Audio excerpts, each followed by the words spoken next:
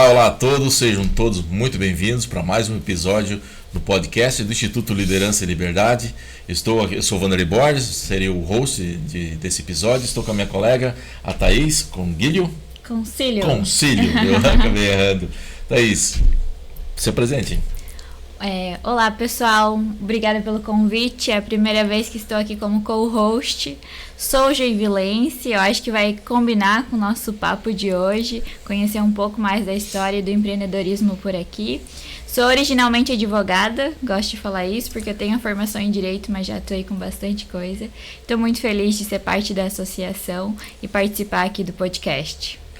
Bacana, hoje a conversa, Thaís, vai ser fantástica, porque nós vamos lá na ênfase do espírito empreendedor de Joinville. Hoje todo mundo vê Joinville com essa pujança que nós temos hoje, mas como isso começou? Como é que foi esse espírito empreendedor, esse empreendimento e Joinville como história de empreendedorismo, um empreendedorismo histórico, né? E para contar sobre essa história, falar sobre esse contexto, nada como uma pessoa de altíssima propriedade, que estamos aqui com o Dionei Cunha, que é um historiador, conhece muito de Joinville. Dionei, muito obrigado por ter aceitado o convite, pela sua disponibilidade. É fantástico tê-lo aqui conosco e saber dessa história de Joinville como empreendedorismo, né? Com um foco bastante empreendedor. Muito obrigado, seja bem-vindo. Eu que agradeço o convite, é sempre um prazer poder falar sobre a história da nossa cidade, né? Que é a minha área. E vamos lá bater um papo então sobre essas questões todas aí, né? Contextualizar historicamente, né? Que bacana. O empreendedorismo, até a gente estava conversando nos bastidores, né? Até foi citado em alguns momentos de azados, a gente até vai entrar nesse assunto. Muita gente pensa que empreendedorismo é algo moderno, né? O empreendedorismo hoje está muito em moda, né? Mas o ato, o espírito empreendedor, a atitude empreendedor, ela já vem do contexto histórico muito antigo, né? E Joinville não poderia deixar de passar batida em cima disso, né? Como que foi essa atitude, esse espírito empreendedor antes de ter Joinville? Já lá na Europa, como é que foi esse movimento que acabou decorrendo ao nascimento de Joinville?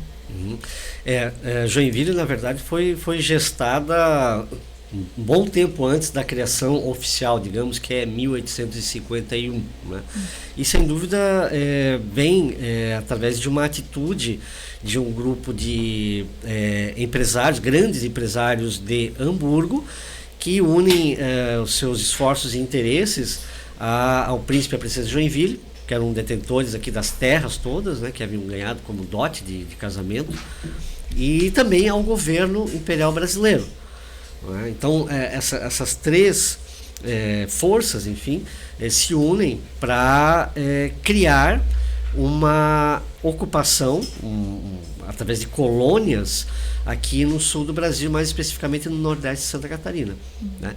E aí então surge Joinville, dos esforços desses três entes, digamos assim. Já nasceu como um empreendimento, já com pensamento empreendedor. Já foi um empreendimento, eu costumo dizer, até brinquei aqui há pouco, né, que embora não se usava esse termo, obviamente, na época, mas já era uma PPP, digamos assim, né, uma parceria público-privada, porque há esforços públicos, no caso do governo imperial, né, como eu citei, e também privados por conta dos interesses do príncipe e da princesa Joinville e desse grupo de empresários alemães, mais especificamente de Hamburgo, né?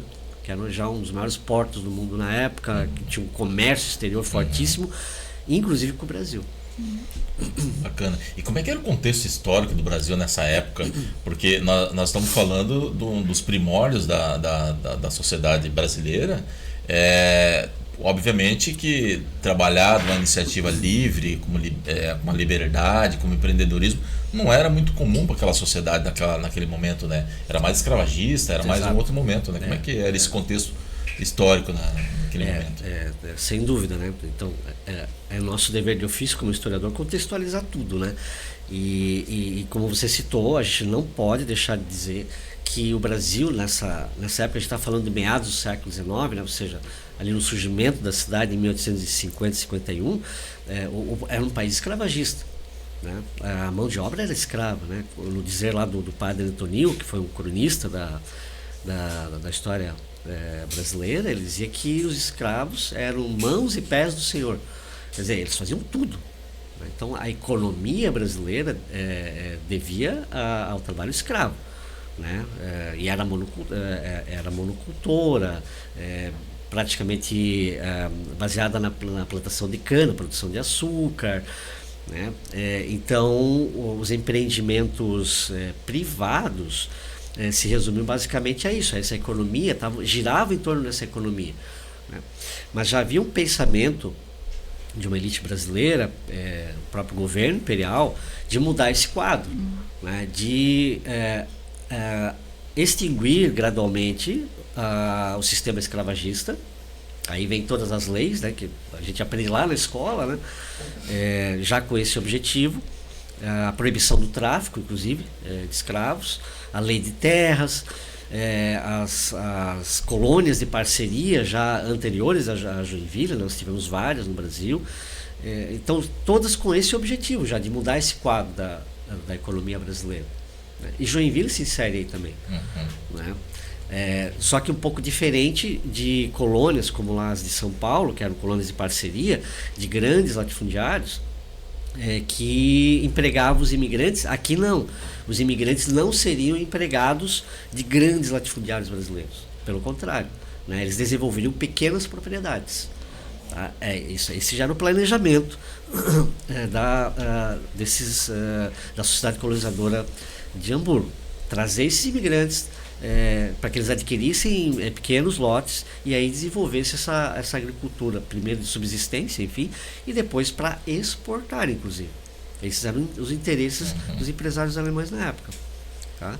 E o que acontece é uma diversificação aqui, não apenas na agricultura, mas em outras áreas também. Tá? Nós vamos ter muitos profissionais qualificados que vêm para cá e desenvolvem pequenos empreendimentos. Né? Acho que a raiz também dessa questão empreendedora que vocês citam está muito aí. Bacana. Nesse tipo de imigrante diferente que veio para cá. Não apenas o agricultor. É a maioria, mas esses outros profissionais também vêm em uma boa quantidade para cá. Eu acho extremamente importante entender o contexto histórico do Brasil, em que momento que a gente estava, para ir chegar em Joinville, né? Como é que veio essa atitude empreendedora? E aqui eu já vou conectar a próxima pergunta, justamente esses pequenos empreendimentos. Você, como historiador que estudou tanto, né? Quais foram esse passo inicial do empreendedorismo em Joinville? Quais foram as primeiras atividades? O que se destacou assim num contexto histórico? Então, inicialmente, por ser uma colônia agrícola, ela foi projetada, na verdade, para ser assim.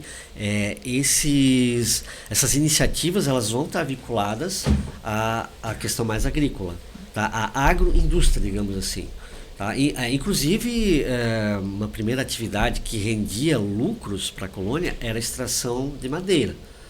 Extração e exportação de madeira. Claro, imagina, né? O pessoal chegou aqui, tinha madeira... Tinha que desbravar, né? Tinha que desbravar e não tinha ainda uma legislação específica que... Proteção ambiental, nada. Isso a gente vê não hoje. existia. Então, realmente, vamos dizer assim... foi botada abaixo muita mata nativa aqui. Né? Mas, enfim, por conta desse contexto também. Né? A gente não pode comparar hoje em dia e dizer, olha só, devastaram, porque naquele contexto era permitido, enfim. Houve essa exploração, então, madeireira. Foi o primeiro grande, digamos, empreendimento que se estabeleceu aqui. Inclusive, uma das maiores serrarias de Santa Catarina, na região de Piraberaba, né? Região do Cubatão. Tá? Depois engenhos, né? Muitos engenhos, né? Então, que produziam açúcar, cachaça, tá? Se desenvolveram nesses primeiros tempos. E aqui é importante destacar uma virada de chave, como se diz, ali nos anos 1870, com o estabelecimento aqui de engenhos de mate, beneficiamento de mate, que vinha em natura no Planalto Norte catarinense, né? E investimentos grandes de empresários, principalmente paranaenses, que viam aqui grandes oportunidades, melhores que lá. Tá? Então, a economia durante muito tempo, talvez 3, 4 décadas, aí até o início do século XX, passou a girar em torno do negócio do mate. Tá. E uma economia do mate que não era muito comum na Europa, né? Não. Eles identificaram essa oportunidade de aproveitar esse momento junto com empresários locais, né? Interessante. Sim. E em torno dessa economia é que vão surgir esses outros pequenos negócios, empreendimentos, a gente chama às vezes de fábrica de fundo de quintal, né? Mas já pertenciam a esses imigrantes mais qualificados, que tinham um conhecimento técnico, ferreiros, marceneiros, porque essa grande produção, né, de mate, a economia ervateira, ela vai exigir esses serviços. Tá? Porque o mate tinha que ser transportado do Planalto Norte para cá e entregue nesses engenhos, e daí então exportados via porto. Nós tínhamos um porto, né, onde hoje é o mercado municipal, até o porto maior, que era São Chico, e de lá ia para os países do Cone Sul, né, Argentina, Chile até, ou em outros lugares do Brasil, para outros lugares do Brasil. Então tudo isso necessitava de serviços também especializados, né? O ferreiro que precisava consertar lá a carroça, lá, a roda, né? O fabricar até mesmo, né? Os arreios, por exemplo, né? O pessoal que tinha curtume aqui, né? Produção de couro, tá? As barricas tinham que ser feitas também para condicionar o mate, entende? Então essa economia ela cresceu demais e desenvolveu a cidade, né? Passou de ser uma simples colônia agrícola para uma cidade, enfim, com uma tendência industrial, já no fim do século XIX. Bacana. Eles identificaram então nessa indústria mateira, de mate, vários outros agregados de serviços e processamento industrial baseado naqueles conhecimentos. Então foi interessante ver como é importante, né, no espírito empreendedor a abertura dos olhos para as oportunidades, né, que às vezes estão diante da gente e a gente acaba não enxergando, né. E isso foi muito comum nessa época pela visão que eles tinham na Europa. Qual era o contexto da Europa quando esses imigrantes os primeiros vieram? Né? Então, para uma pessoa deixar o seu local de origem, né, sua terra natal, com a sua família, muitas vezes bebês de colo, imaginem essa situação, tinha que ter um motivo muito forte, né, assim, quase que uma situação desesperadora. E realmente essas pessoas passaram por privações terríveis por conta de crises, né, crises econômicas, a Europa convulsionada politicamente também, com muitas revoltas, guerras, e aquilo que trazia um clima total de insegurança, né, para essas pessoas, principalmente na Europa Central. A gente está falando justamente da Alemanha. A Alemanha não existia nessa época ainda, né, eram pequenos reinos, ducados, né, tipo o reino da Prússia, o reino da Saxônia, que depois é que vão se unificar em 1871, justamente por conta de guerras que travaram. Então a Europa estava um caos nessa época, não é nada parecido que é hoje, essa estabilidade, quer dizer, estabilidade também entre aspas, porque a gente tem problemas ainda, mas nada comparado com aquela época, né? Eram países assim, que viviam uma crise econômica com muita miséria entre a população, e esses miseráveis então acabaram vindo para cá, a grande maioria, não só para cá, né? Estados Unidos recebeu, na verdade, muito mais gente nessa época, não só da Alemanha, Suíça, enfim, mas outros países também. Então esse era o panorama. Muita crise, né? A economia falida, os governos instáveis, né, sendo derrubados, conflitos políticos, enfim, como eu falei, os próprios países germânicos ali, né, até em guerra uns contra os outros, né? Então era esse o clima.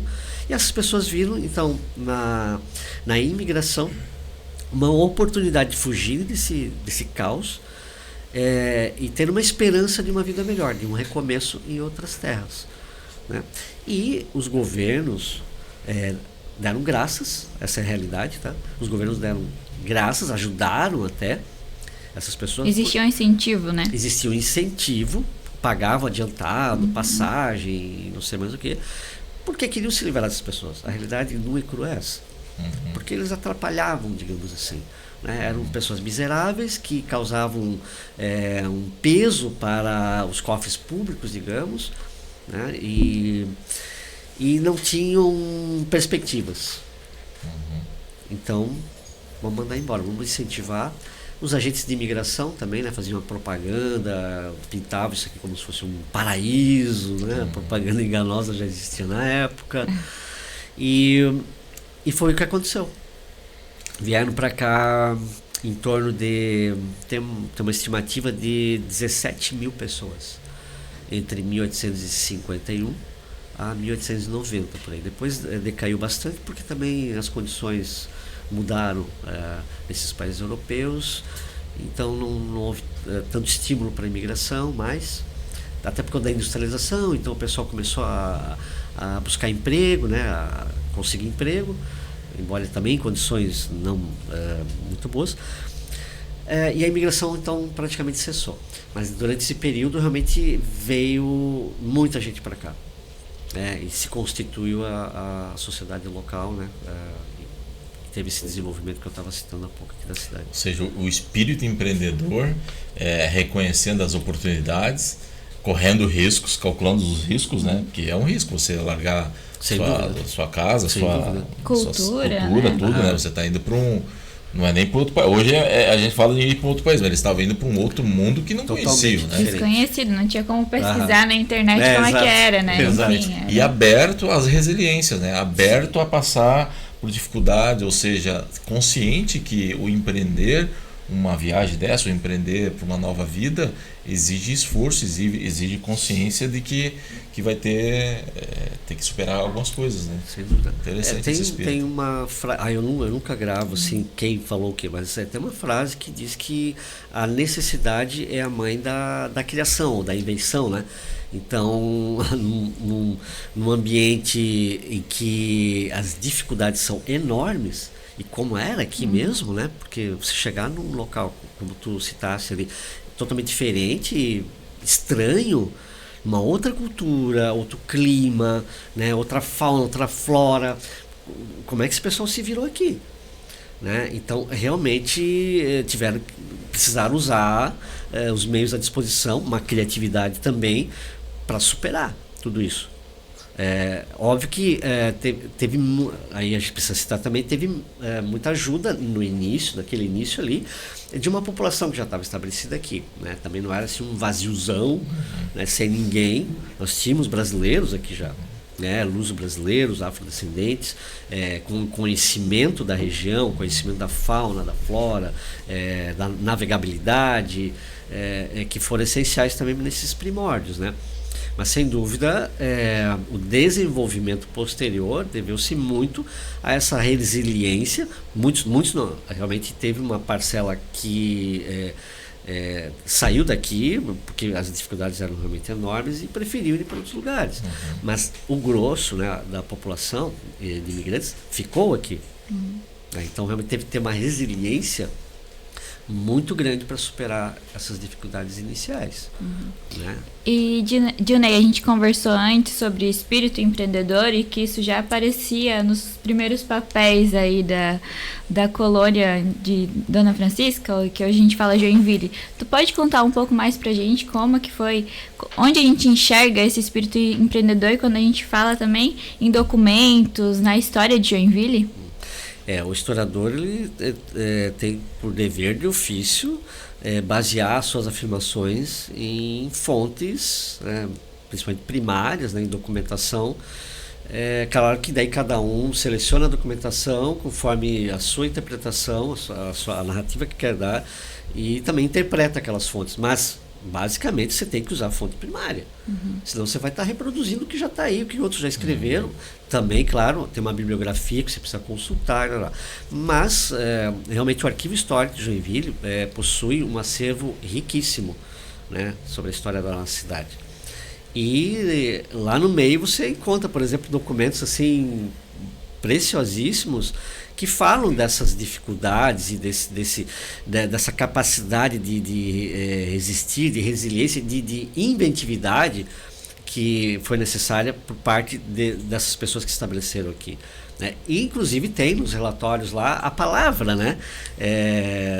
Hoje é comum você falar, né? Do espírito empreendedor, empreendedorismo, vocês mesmos, e está lá em alemão só, né? A diferença é que está em alemão, mas o curioso é que a tradução literal é essa mesmo, é espírito empreendedor.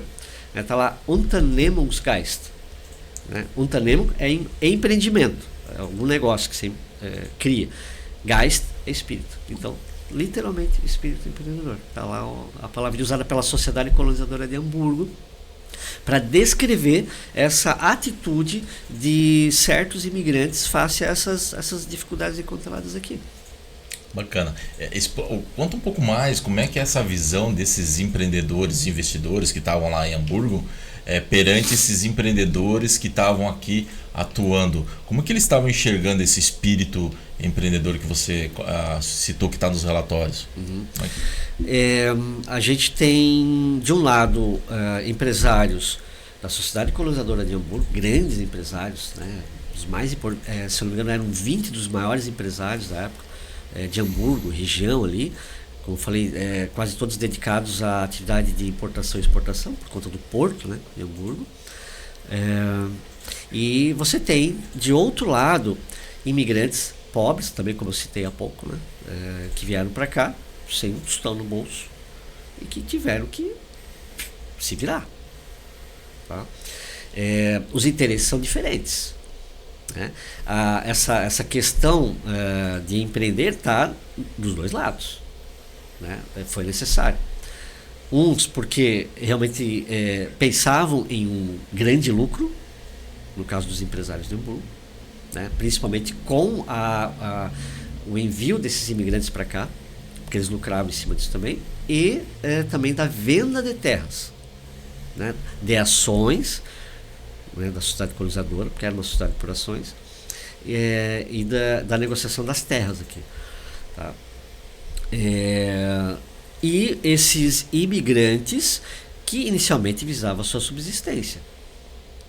E, passado esse momento inicial de grandes dificuldades, privações, aí sim, digamos assim, empreender em algo mais robusto, aplicando ali economias, e aí coincide com esse momento do mato que eu já citei, né? Vem a grande oportunidade para muitos, então, criar os seus negócios, desenvolver esses negócios, né?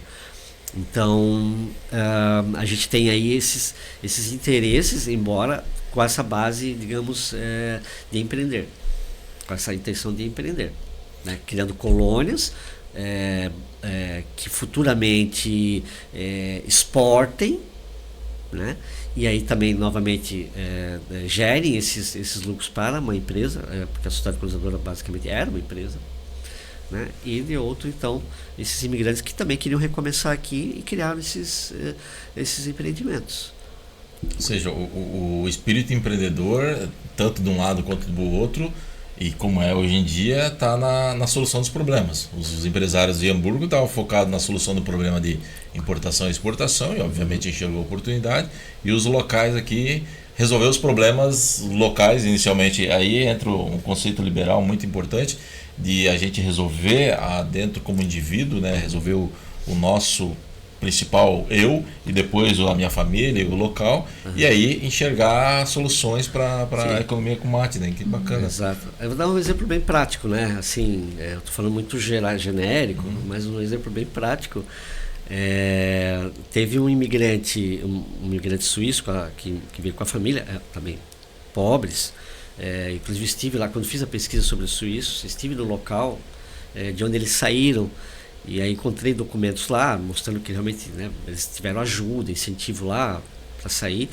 E ele e o pai, né, o patriarca, ele era cervejeiro. Aí ele chegou aqui, eu vou fazer o que aqui? Começa plantando, né, como todo mundo, né, para subsistência, tá? Só que, o cara era cervejeiro, era um técnico, né? Tinha conhecimento técnico na área. Tá? Ele já era lá.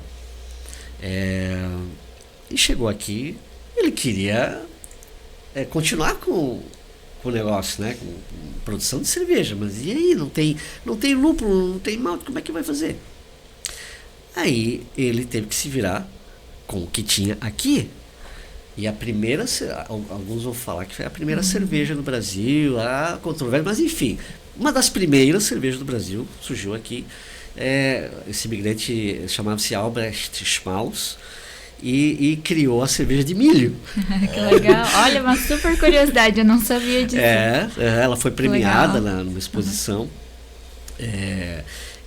Acho que no Rio de Janeiro, se não me engano, era a Mais Beer, até parece um propaganda, a Mais Beer, né? Mais é de milho, né? Então, cerveja de milho, né? Porque era o que tinha aqui, né? E fez um sucesso aí, durou um bom tempo. Depois ele falece até jovem, né? A viúva continuou com o empreendimento, mas ela também falece, enfim. E depois vieram outras cervejarias aqui na cidade. Então, é um exemplo, né? Tiveram que se adaptar, né? Com o que tinha aqui e criaram um empreendimento dessa forma. Ali na Visconde de Toné ficava, né? A cerveja do Schmaus. Que legal, muito legal essa história. E até com a água cristalina do Ribeirão Matias. Uau, olha, o marketing já estava atuante, né? Muito legal. Famoso. E uma curiosidade, assim, seguindo essa linha que a gente está traçando, depois você falou que começou ali também o surgimento da indústria, e a gente sabe que Joinville é uma cidade conhecida também pelo seu lado industrial. Historicamente, consegue explicar pra gente como foi esse desenvolvimento? Tem a ver com aquilo que eu estava contando, né?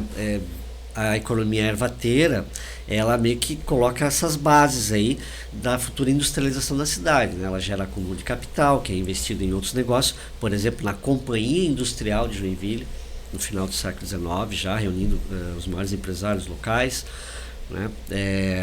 Depois o Moinho Boa Vista, também ali no início do século XX.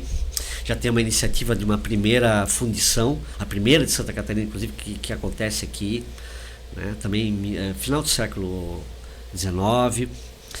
Então já vai dando esse direcionamento. Tá? Muito então por conta dessa economia ervateira, que gera esses outros empreendimentos, né? E dali, daquelas fabriquetas, digamos, o dinheiro, o capital é reinvestido para ampliação e por aí vai, né? Até que eu lembro de ter encontrado uma notícia no jornal local, não lembro o nome do jornal agora, mas eu lembro muito bem que eles usam já o apelido da cidade de Manchester Catarinense, em 1921. Então, esse status já está meio que colocado, né, como um polo industrial catarinense. Imagina, então, nos anos 10, 20, Joinville já é conhecida como um polo industrial do estado. Né? Bacana. E esses empreendedores, os profissionais de ofício, começaram a enxergar essas oportunidades, inclusive nessa indústria ervateira que você comentou. Essas expansões, elas começaram a gerar lucros, gerar dividendos, né? Começaram a criar as fabriquetas de fundo de quintal, começaram a ficar um pouquinho mais fortes, né? E esse espírito empreendedor se manteve para eles investirem em outros negócios ou em outros profissionais empreendedores para que criasse outras empresas. Eu sei que tem uma história sobre um grupo que criou uma empresa, mas enfim, eu vou deixar você explicar. Uma empresa que tinha data de início e de fim para investimento, né? Sim, a Companhia Industrial. A Companhia Industrial. E aí depois surgiram outros negócios a partir dessa, quando ela se dissolve, né? Eu não lembro, acho que é 1910 por aí. Tá? Ela durou 20 anos mais ou menos, mas muito também baseada na economia ervateira, né? Mas aí eles vão para outros ramos, enfim. E um outro empreendimento grande nessa época, daí é uma segunda fundição aqui, chamava-se Benac. Muitos profissionais ali depois também criam seus negócios a partir dessa experiência nessa fundição, né? A Birkholz, que é o embrião da Tupi, por exemplo, né? Porque os trabalhadores ali, profissionais, também acabam saindo ali com esse conhecimento técnico para criar outros negócios. Então vai se ramificando, né? Vai se diversificando a economia da cidade. Então a gente já está falando ali, início do século XX, como comentei, né? Já é a Manchester catarinense, por conta dessa expansão da economia, né? Para outras áreas, além da agroindústria. Então, na realidade, pelo que eu entendi, o espírito empreendedor, ele está dentro, inclusive, das empresas, como funcionários. Existia, tanto na época como hoje existe também, né, Thaís?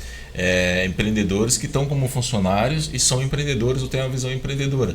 Seja empreendendo no negócio dos outros, ou seja, criando uma solução, resolvendo um problema das empresas. Então isso ficou bem evidente, esse intraempreendedorismo, esse espírito empreendedor, inclusive dentro das instituições. Isso era muito comum na época também e pelo visto ficou bem claro com outras empresas. Mas era natural isso?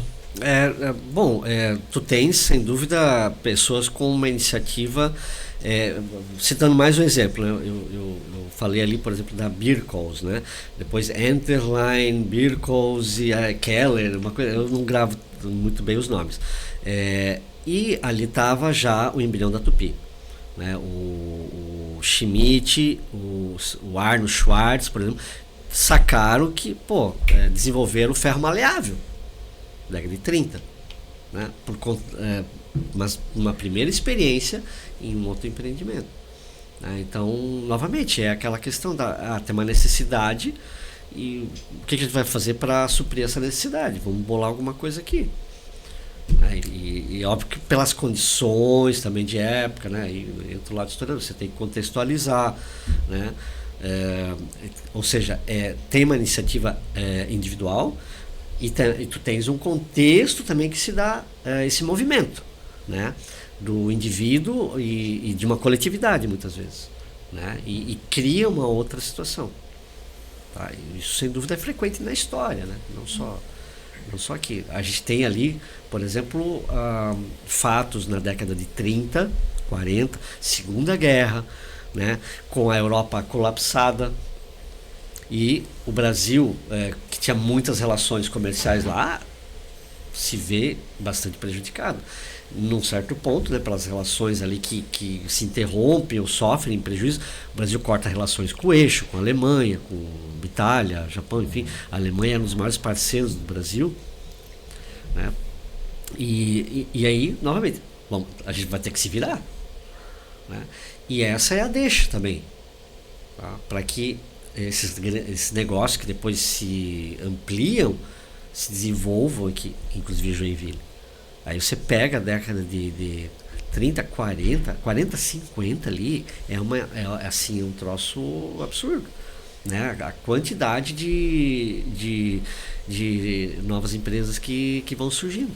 Ou então aquelas outras menores ampliando, né? Diversificando. E além dessas empresas que você já comentou, tu lembra de alguma outra história ou algum outro destaque assim de empresa ou de empreendimento em Joinville aí, especialmente, pode ser indústria, mas que nem essa história da cerveja que foi muito interessante, que vale a pena a gente compartilhar aqui no podcast? Caramba, nossa, tem várias, deixa eu ver. Pergunta difícil, né? É difícil lembrar de tanta coisa assim.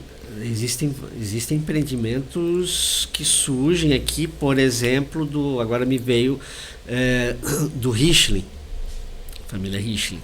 Eles criaram uma técnica de extração da goma da folha de mangue.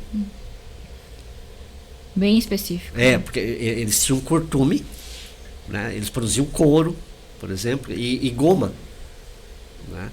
Para mais diversas finalidades, para o couro ali e tal.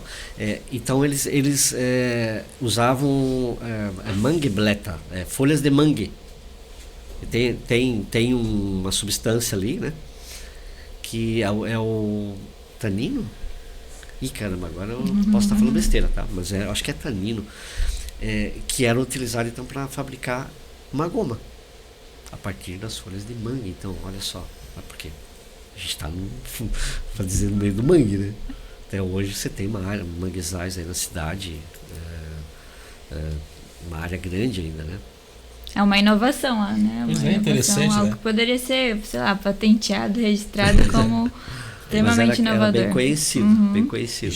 Enxergaram uma oportunidade diante com os recursos que se tinha na época. Né? Recursos locais, né? Esse é o espírito empreendedor, você encontrar e fazer com o que você tem na mão, né? Bacana.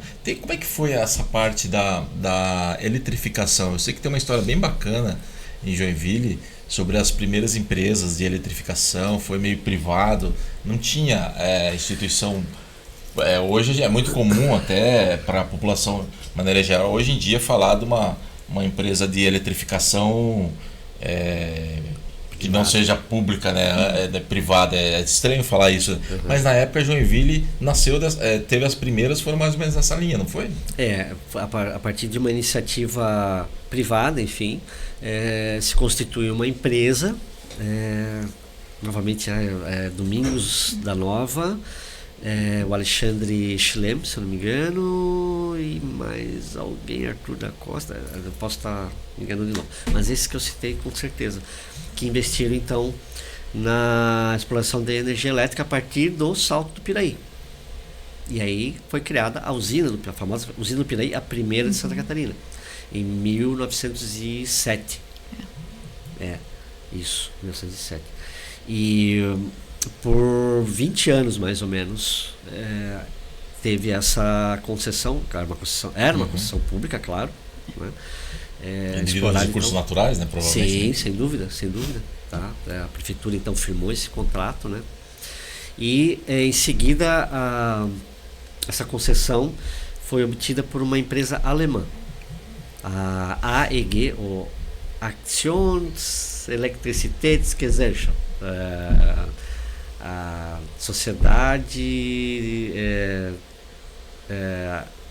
por ações, sociedade de eletricidade por ações, enfim, a AEG de Berlim era uma grande empresa e criaram aqui então a Impressul, que por conta da Segunda Guerra foi encampada pelo governo brasileiro.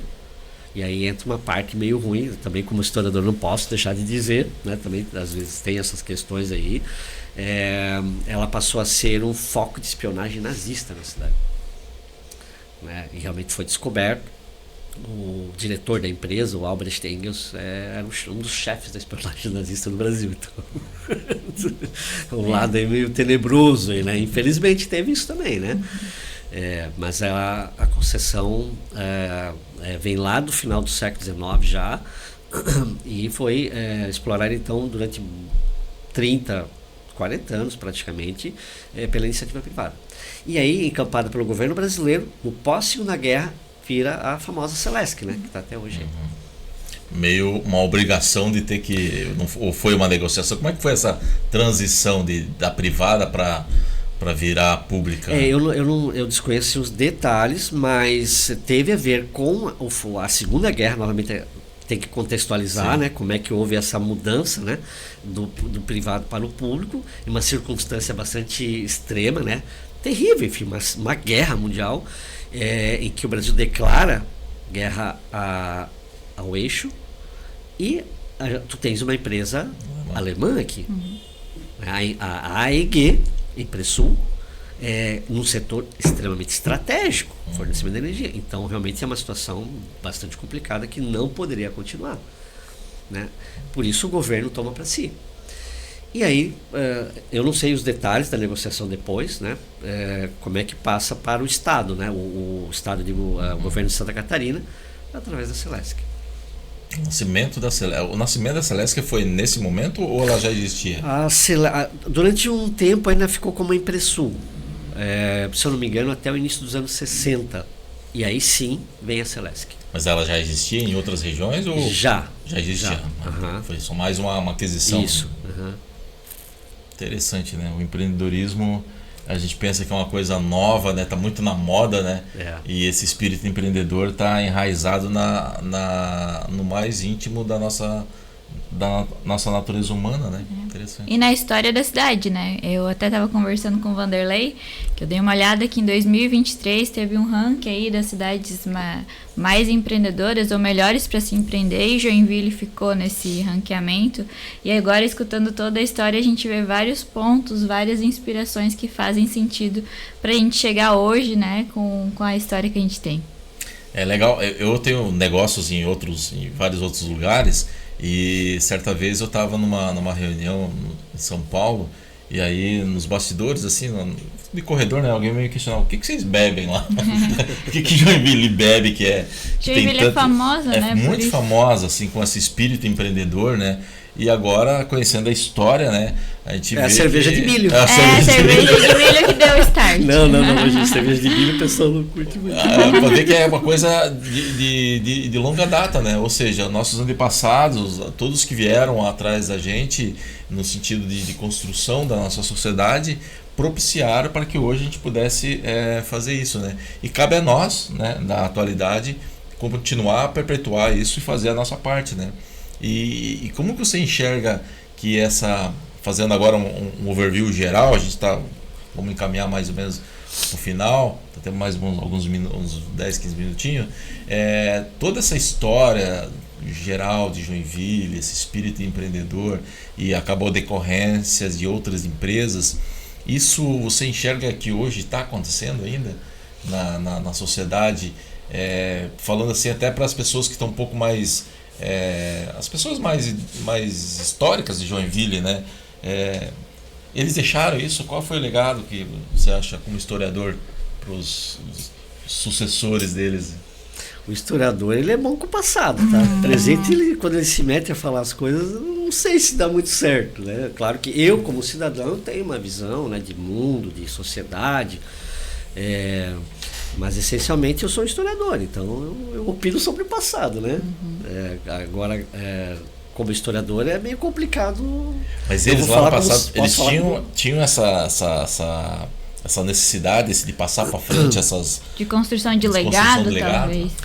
Eu acho que quando qualquer pessoa, ela tende a deixar um legado, né? Ela tem essa consciência, poxa, eu vou viver, mas eu quero deixar algo aqui, né? Nem que seja para os próximos, meus mais próximos, né? Família, algo bom, enfim, né? E não foi diferente, certamente, com essas pessoas aqui na nossa cidade, né? Desde o século XIX, enfim, eu acho que elas procuraram fazer o melhor que podiam. Claro que às vezes encontravam muitos obstáculos e não conseguiam, por N situações, cada um tem uma história ali, né? Mas basicamente o que a gente percebe realmente são histórias também de superação, né? Em todos os sentidos, né? Seja uma superação por conta das condições econômicas, sociais, até climáticas, imagina, né? O pessoal que vivia lá no frio veio para cá nesse calor, já é uma mudança radical. Então o corpo muitas vezes, sabe, não resiste, por doenças que lá não tinham. Imagina a resiliência que as pessoas deveriam ter. Então isso, de certa forma, constitui também um legado. Porque a gente hoje tem muita facilidade. Tem muito esses comodismos da vida moderna, né? Embora a gente saiba, existam situações ainda terríveis, existam desigualdades sociais, mas eu acho que são lições que o passado também nos ensina, porque estudar o passado, conhecer o passado só por conhecer, por mera curiosidade, para mim não tem validade. É até legal, de repente, era assim, sabe? Mas se tu não aprende nada com o passado, cara, assim, é inútil. Eu até ia te perguntar. A história não serviu para nada, sabe? Se tu não consegue tirar dali algo para tua vida, para dizer, eles fizeram assim, vamos continuar fazendo porque deu certo. né, em outro contexto, mas enfim, vamos aproveitar esse legado. Tá? Ou então, não deu certo daquele jeito, vamos fazer diferente. E aí entra muito na linha do que vocês estão comentando. Né? Essa questão de superar, de criar, né, de inovar. Tu não faz isso do nada também. Porque alguém já fez ou alguém ainda não fez. O cara lá não deu certo, então... Pera lá, então... por que não deu certo lá atrás? Vamos fazer diferente. A história tem que servir para alguma coisa. Tá? Eu costumo estar muito... para mim, uma das experiências assim mais...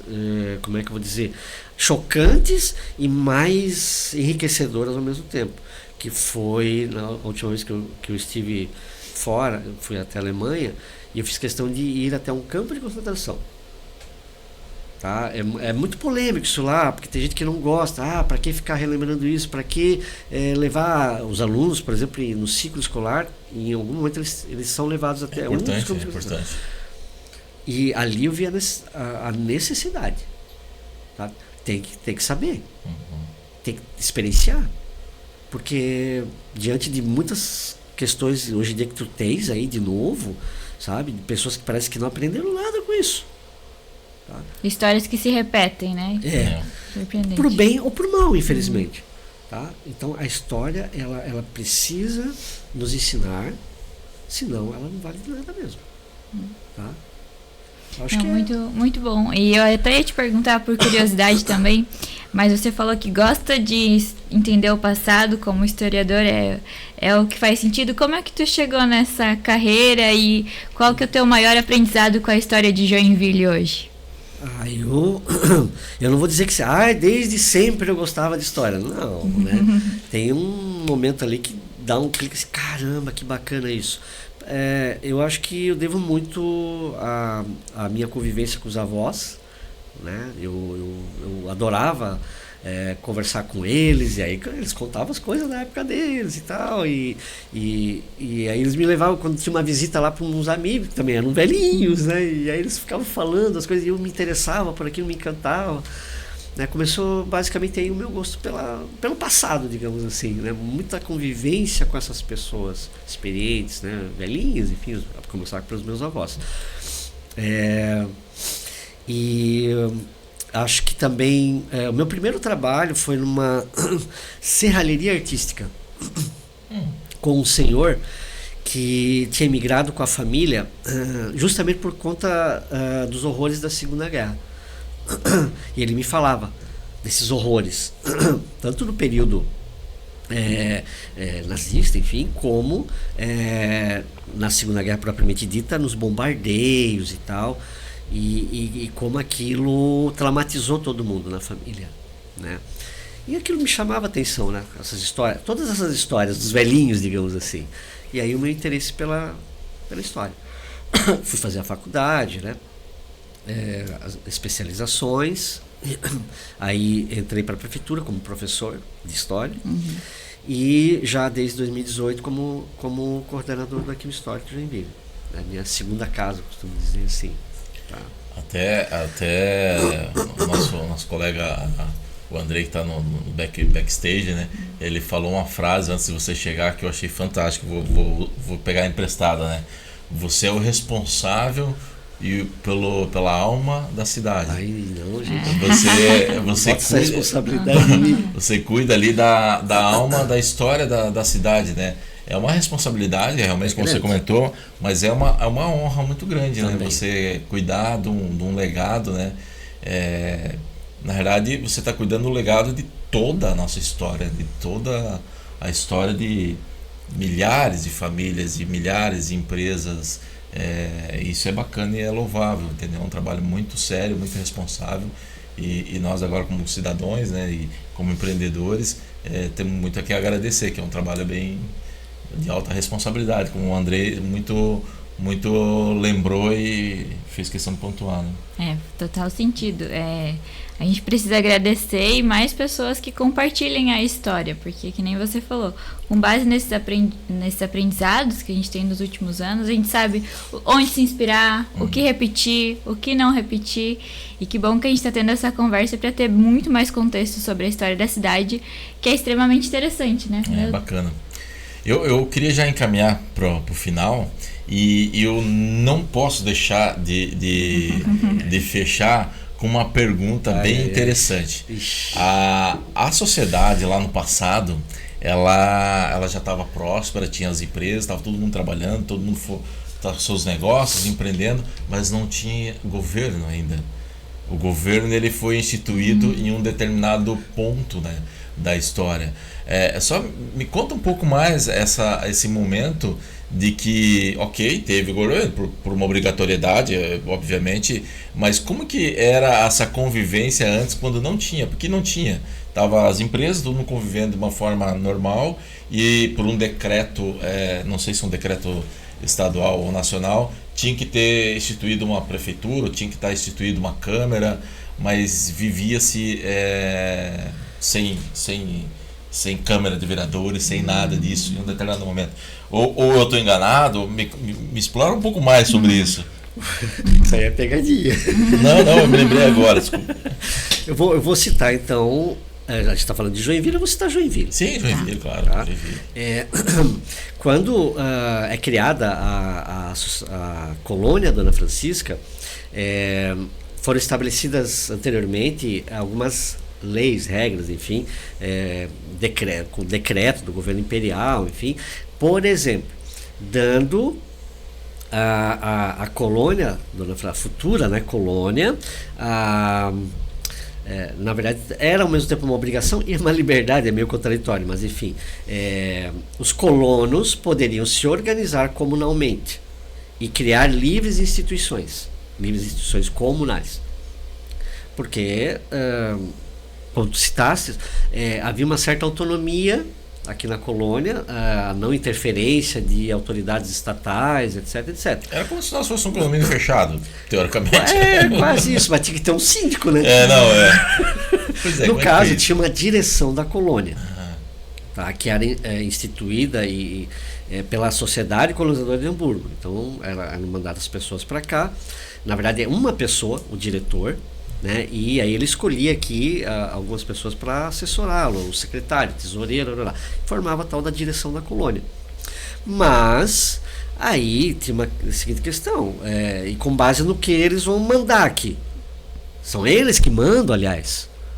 E muitos colonos passaram a ver a necessidade, pera lá, vamos criar um poder autônomo, independente da direção da colônia, porque aí são os interesses da sociedade colonizadora. Enfim, assim, não foi fácil. É um espírito empreendedor isso, né? De certa forma, assim, eles precisavam criar uma instituição, né, um outro poder, né, para regrar as coisas aqui na cidade, na colônia. E aí eles criaram a comuna da colônia Dona Francisca. Era uma espécie de poder legislativo, com regras, com uma certa uma constituição. Né? Isso, exatamente. Com representantes eleitos por voto. Vamos lá, voto naquela época, né, não é que nem hoje, claro, né, tá? Eram os homens maiores de 21 anos. Tá? Se encontravam na praça, levantavam a mão. Exatamente, mais ou menos. Assim, né? Isso tem muito a ver com, talvez até com alguns locais na Suíça, era uma democracia bem direta. Tá? Mas enfim, algumas intrigas ali e tal. E apenas em 1869 é criada aqui a Câmara Municipal. Aí sim, já com, digamos, essa questão mais estatal. Um governo formal, assim. Porque também tem as leis brasileiras, o pessoal tinha que se adequar. Sim. Enfim. Mas realmente durante um bom tempo teve uma certa autonomia, uma grande autonomia até aqui, né, dessas instituições atuarem e tal. Uma coisa muito data interessante. Que foi essa data de fechado? 1800, já em 1800, no primeiro ano muitos colonos se reuniram para debater essa questão. Mas quando teve essa virada de chave para ter um governo formal? 1869. 1869. Então nós tivemos aí 20 anos 20 quase. anos de governo privado, digamos assim. É difícil definir. Uma organização exatamente. Independente privada. Porque eram colonos que votavam, né, em seus representantes. Então, daí tinha uma entidade, digamos assim, que se chamava Koloniggemeinde, ou a comuna da colônia, né? E uma espécie de diretoria também dessa, não era a direção da colônia, porque essa aí tinha a ver com a sociedade colonizadora, empresa, tá? né? Mas era um outro poder, e eles chamaram de Vertreterschaft, ou procuradoria, tradução literal, procuradoria, que representava os interesses dos colonos, tá? E basicamente era para administrar, aí eles dividiram em distritos, aí cada distrito com um representante, que daí sim votava eram 5 pessoas, se eu não me engano, nessa procuradoria.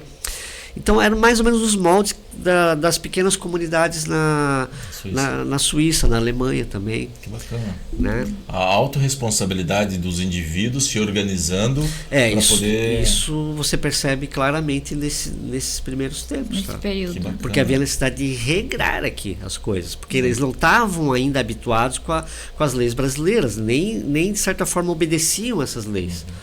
Tá? Só com a instalação do Poder Legislativo, oficialmente em 1869, com a Câmara Municipal. Os juízes de paz também eleitos, né, delegado. Tá? Bacana. Uma coisa que eu também não posso deixar... Eu sei que foi uma ótima pergunta. Vai fazer uma pergunta aqui, mas eu não posso deixar de referenciar e honrar os bombeiros, né? Os bombeiros de Joinville é conhecido... aqui na região, obviamente, né, a sua história, seu legado, que tem como uma instituição que iniciou de forma voluntária, é voluntária até hoje, mas iniciou com a organização dos moradores da época, né? E se eu não me engano, eu acho que é referência no Brasil inteiro, né? Sim. Conta um pouco essa história dos bombeiros voluntários de Joinville, porque nós temos a obrigação de reverenciar essa iniciativa dos bombeiros voluntários de Joinville, que é um exemplo para a sociedade como um todo, não só aqui no Brasil. Como é que foi essa criação, essa organização? É a organização do tipo, né, mais antiga da América Latina, se eu não me engano, né? É da Latina. Sim. Olha. Sim. Não, a segunda mais antiga. Que seja. Mesmo assim, Ou a segunda com certeza é. Eu acho que teve uma no Chile anterior. É a segunda mais antiga na América Latina. No Brasil é a mais antiga, com certeza. E sem dúvida deveu-se a essa questão dos cidadãos se organizarem para resolver um problema. Ou seja, o espírito empreendedor, inclusive na sociedade. Porque tu tens um crescimento da colônia, né, já virando uma cidade, enfim, de um certo porte, em fins do século XIX. Né? E aí tu tens também uma expansão urbana, e como a gente também citou, dos negócios, das pequenas fábricas, também vão crescendo já, diversificando, e a ocorrência de incêndios. Né? Como antes você tinha coisas muito propriedades muito dispersas, uma colônia basicamente rural, né? Então não era tão comum assim você ter um grande incêndio. Pequenos incêndios eram debelados ali e tal, mas grandes incêndios começam a acontecer, inclusive num empreendimento que era um engenho de farinha, se eu não me engano, Araruta, engenho de Araruta, na área urbana. Isso chama atenção. A gente precisa... Está começando a acontecer frequentemente, já tinha acontecido antes, menor, então o pessoal estava se ligando nisso. Espera lá, tem um problema para ser resolvido. Houston, we have a problem. Né? Temos um problema. Como é que a gente resolve? Junta um, junta outro, vamos formar um grupo aqui e vamos pensar numa solução para os futuros incêndios que vão acontecer. Isso já se sabia. E aí vem então em 1892 a criação do corpo de bombeiros voluntários de Joinville. Freiwillige Feuerwehr zu Joinville. Né? Praticamente todos alemães e suíços, ou filhos já, né? Na segunda geração. Também porque vinham já de locais onde existia essa corporação, né? Em muitos desses locais, né?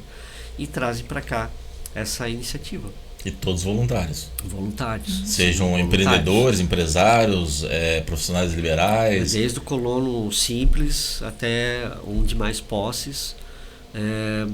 Realmente eles acabaram se unindo pelo bem comum da coletividade, né? Que era para debelar um problema. Que legal. E nós temos um exemplo aqui. Eu até pensei já em entrar para o bombeiro, mas não tenho condições físicas, não passo nos testes. Um exemplo que eu acho que é bem louvável e eu admiro muito é o nosso prefeito. Ele é bombeiro voluntário, ele é empresário e não é só de agora, né? Ele é há muito tempo. Eu acho isso bem interessante. É um tempo que você se desprende que é bacana, né? E esse espírito de empreendedor para poder ajudar a sociedade é uma coisa... visando um bem maior, um bem comum. O prefeito, inclusive, uma vez, antes de ser prefeito, atendeu uma ocorrência. Eu conheci ele como bombeiro primeiro do que como prefeito, no bairro que eu morava. Então, e a gente precisa desse trabalho voluntário, né? Eu estive lá visitando o pessoal do bombeiro. É uma operação extremamente complexa. Até eu acho que nós vamos organizar uma visita técnica lá. E não é fácil e todo mundo voluntário. A pessoa tem a sua profissão, tem seu trabalho, como um empregado numa empresa, como um vendedor, como um empreendedor, empresário, advogado, engenheiro, médico. É bem interessante. E aí entra o espírito empreendedor para poder colocar para a sociedade uma atitude tão nobre, né, que é os bombeiros voluntários. Bacana. Então fica aqui registrado o nosso agradecimento aos bombeiros voluntários de Joinville, que representa a mais pura o espírito empreendedor que perpetua até hoje, né? Isso aí. Quer fazer uma última pergunta? Estamos indo para o fechamento? Uma última pergunta, que difícil. Agora eu que fiquei com a responsabilidade. Alguma coisa que a gente não te perguntou e que seja um fato assim legal que você gostaria de compartilhar, assim como mensagem final? Sobre a história de Joinville, sobre a sua história como historiador. Eu só deixo essa questão mesmo de estudem o passado. Não precisa ser historiador. Tá? Não precisa nem gostar, quer dizer, claro, tem que gostar de história, de certa forma, mas mesmo que você vai procurar saber o que já fizeram, o que já aconteceu. Inclusive na nossa família, honrar os nossos antepassados, né? Exatamente, e senão tu não sabe para onde é que tu vai. É uma frase assim, é meio chavão, mas quem não sabe de onde veio, não sabe para onde vai. Né? Isso enquanto indivíduo e enquanto sociedade. Exato. Tá? Então, a partir do momento que você toma consciência disso, como é que você toma consciência? Cara, hoje até com a internet é tão... Óbvio que tem muita porcaria. Infelizmente tem muita gente falando assim, tipo, voz da minha cabeça, né? Essa coisa, né? E eu disse, pega lá, tem livros, tem as fontes, tem o arquivo histórico, gente, né? Já fica o convite para nos visitar lá, né? A gente está lá atendendo de segunda a sexta, das 8 às 18, sem fechar para almoço. Então não é por falta de oportunidade. Temos as visitas guiadas, né? Inclusive eu agradecer muito, nós fizemos uma visita técnica lá, uma visita guiada com o Junei, foi fantástico, foi fenomenal, assim, o aprendizado e a qualidade do material que está lá é impressionante, né? A gente tem a felicidade de ter uma excelente equipe lá, né, que já há décadas, são 52 anos preservando essa documentação, né, disponibilizando para as pessoas, porque é direito de cada um ter acesso às informações que estão ali, né, a documentação, enfim, e tem que se apropriar, cara, é patrimônio público, né, nós somos um arquivo público, e ali está a chave de muita coisa.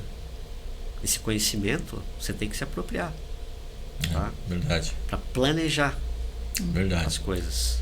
Bacana. Inclusive para empreender. Exatamente.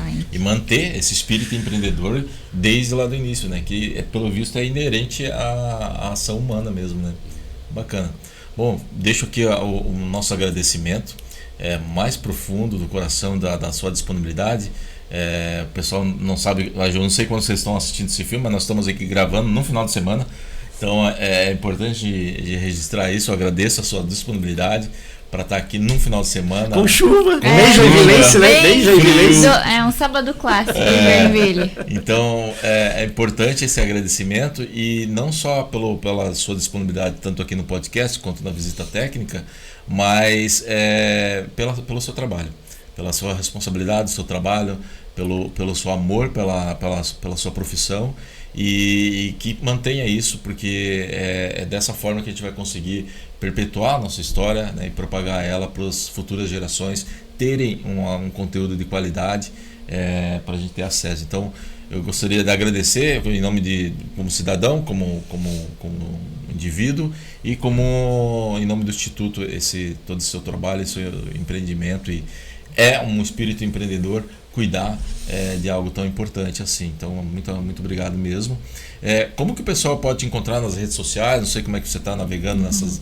Como é que o pessoal te acha?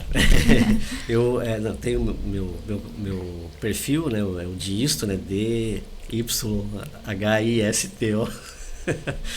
Mas tem os vídeos muito bacanas da prefeitura que a gente faz, né? Com parceria lá com a Secom, lá o pessoal lá da prefeitura, enfim, aos domingos, um domingo sim, um domingo não. Amanhã tem vídeo, e sempre contando alguma história bacana, curiosa da cidade. Então tem o Insta da prefeitura, no caso, né? Uhum.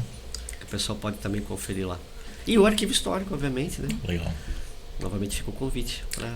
Bacana. O arquivo histórico tem rede social também? Como é que... Não. Existe só dentro do site da prefeitura existe lá. Direcional. Ok. Bom, então é isso aí. Eu agradeço, Thaís, quer fazer Não, muito obrigada, aprendi muito hoje, além do fato da cerveja, né, de Joinville, mas da nossa história, do espírito empreendedor. Então te agradeço, e com certeza o arquivo histórico, e faz muito sentido olhar as redes sociais ali da prefeitura para ter mais informações. Muito obrigada. Eu que agradeço pelo espaço aí, e estou à disposição. Bacana, muito obrigado. E você que está nos assistindo, fiquem antenados nas nossas redes sociais, acompanhem as redes sociais do Instituto. No Instagram, nós estamos no Instagram, @ILL Joinville, nós estamos no YouTube, temos no LinkedIn, no YouTube tem uma série de podcasts que nós estamos produzindo, trabalhando afinco para produzir e entregar um conteúdo de qualidade para vocês. E fiquem antenados, você que se identificou com essa atitude, com esse espírito empreendedor, quer ser um empreendedor, quer ser um líder, com uma atitude individual, uma atitude responsável, e ser o futuro líder da região, fica antenado. Em abril e setembro nós temos nossos eventos abertos, e o fórum em setembro e o evento aberto em abril, e nesses momentos nós temos a janela de processo seletivo. Acompanhe nas nossas redes sociais, já pode também no nosso site, pode fazer um pré-cadastramento para nos se juntar conosco e fazer parte do Instituto Liderança e Liberdade. Bom, muito obrigado a todos, um abraço, tchau.